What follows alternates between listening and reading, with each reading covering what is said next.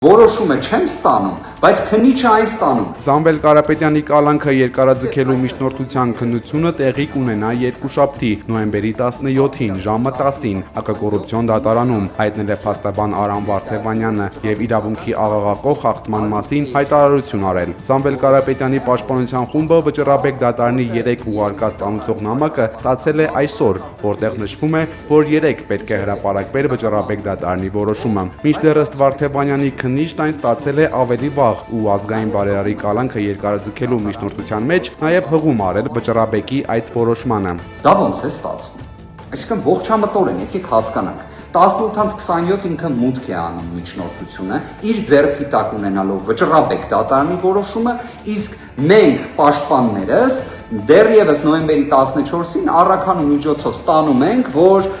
նոյեմբերի 13-ին որոշում պետք է հրապարակվի եւ այս նամակը ելքագրվել է նոյեմբերի 13-ին։ Եթե այստեղ կա տրամաբանություն, խնդրում եմ օգնել, իսկապես ինձ էլ շատ հետաքրքիր կլինի, որովհետեւ ես դեռ Վճռաբեկ դատարանից չեմ տեսել դեպք, որ այսքան արագ որոշում կայացվի, որտեղ ֆիքսեցինք, չէ, նույնիսկ 30 օր չի պահանջվել Վճռաբեկ դատարանից, որ այս որոշումը կայացվի։